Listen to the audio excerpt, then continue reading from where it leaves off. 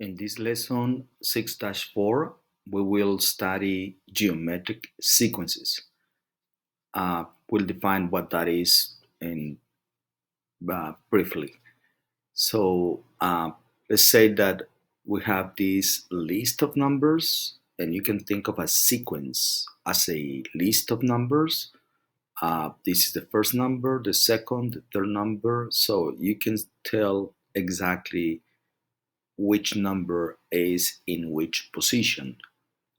uh, to identify if this is a geometric or arithmetic sequence, two of the easiest types of list of numbers. This is what you do.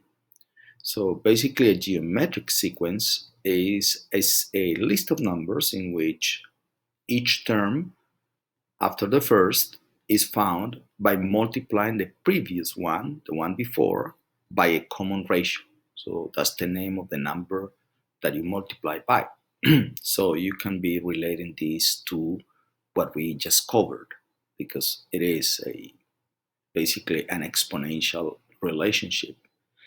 So when there is a common ratio, so basically you divided a term by the one before, and you do the same thing several times, and if you get the same answer, then that is a geometric sequence. If you were subtracting and you find out that there is a common difference, then that will be a different type of sequence. That one will be arithmetic. But once again, we'll concentrate on geometric. So in this particular case, when we do 2 minus 3, we get -1. But if we do the third term minus the second, we get a different number. So there is not a common difference. Please remember, difference relates to subtraction. And because the answer is not the same, we say that there is no common difference. So let's try now not subtraction, but division. So what about 2 divided by 3? 4 divided by 3, the third term, divided by the second, that's 2/3. So we always get the same number. So each one of these is called a ratio. 2 divided by 3, this is also a ratio, this is also a ratio, and they all have the same answer. So that's why it's called the common ratio. So there is no common difference, but there is common ratio. So that means that because there is no common difference but a common ratio, this is a geometric sequence. All right, so this is what you need to do to prove that it is geometric. And not only that, it'll give you that number that they call common ratio, 2/3. So that's a part of the example one. About the second here, part B, is this a arithmetic or geometric sequence? Once again, we do the difference, and we can tell that when we do one term minus the one before, 3, we always get the same number. So if now we do the third minus the second, it gives us the same number each time. So that means this sequence of numbers or list of numbers has a common difference. So that means that it is arithmetic, right? So when we always add the same number, the sequence is called arithmetic. And when we multiplied by the same number each time, that is a geometric sequence. So that is important to remember. So at this point, please copy down this in your notebook, pause the video, and then don't forget to pause the video, and then you have a chance to check your answer. So now please, 3, 2, 1. Only once you're ready, you will check your answer. And for the second one, 3, 2, 1, here is the answer. Okay, so now let's see if we can cover example number 2.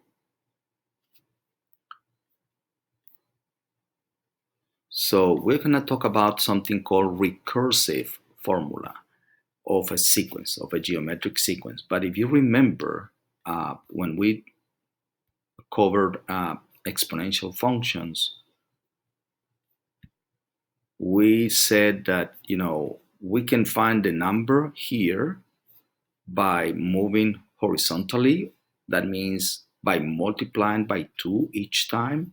So knowing that, I can find any number that goes in the bottom. Like if you wanted to find this number right here, we said, well, we can always multiply it, keep multiplying by 2, right? So take a number on that list and multiply by 2. So that 2 in this case is the common ratio. So you can go that way, but you will always need the prior term to find the next one, right? So you will have to recur. That's the word recur. And if right here, if we find the meaning of that, that means like you need to go back and check what number was before you can find the next one. So that's what recur means. Okay, so you gotta, in Spanish, volver a el término anterior, right? Well, that way to do it, it's called recursive formula, recursive. So what you would do is, it's gonna be weird the way that it's written, but it's not hard. Okay, so we can say that a term in the n position is the term before. How do I know this is the term before? Because if you notice, it says n minus 1, and n minus 1 is a number that is 1 unit before n. So when n is 7, n minus 1 is 6. And we use these to uh, name the term that is in the nth position. So an is the term that goes in the nth position. So this is a way to represent the number. Let's say if n equals 5, the number that is in the fifth position. And if it is a7, will be the term in the seventh position. So what you do, what this is telling you, is to multiply the term before times r. And that's exactly what we see here. So if we want to find the third term, we take the second one and multiply by 2. If we want to find the fourth, we'll multiply the one before, the third, times the common ratio, which is 2. All right, um, so notation is weird, but the idea is not, and it's not even a new idea. We have covered things like that. So first, you will find the common ratio by dividing any term by the one before. And you can see that all those ratios are all the same. So there is a common ratio. So that means that is the number that you always multiply by, right? So a times 3 halves will give you 12. 12 times 3 halves will give you 18. 18 times 3 halves will give you 27, and so on. So how do you write that? Well, that means that any term of the sequence will be the term before, here in green, a with a little n minus 1 to the bottom right, times 3 halves. All right? So that would be what is called the recursive formula. It's not the only way, the only formula to find terms in a sequence, specifically in a geometric sequence, but it is one way to do it. We have learned that it is not the most efficient one, but it is a way. So what would be the recursive formula?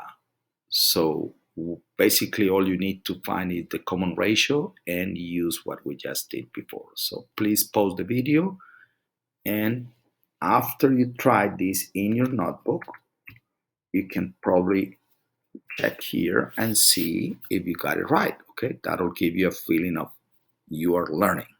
And so in 3, 2, 1.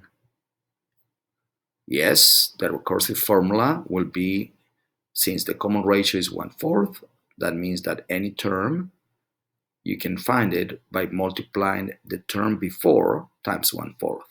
Okay, so very good. And this is the initial, don't forget to give the initial term. The initial one is the first number, all right? So perfect. So now let's go to the second idea.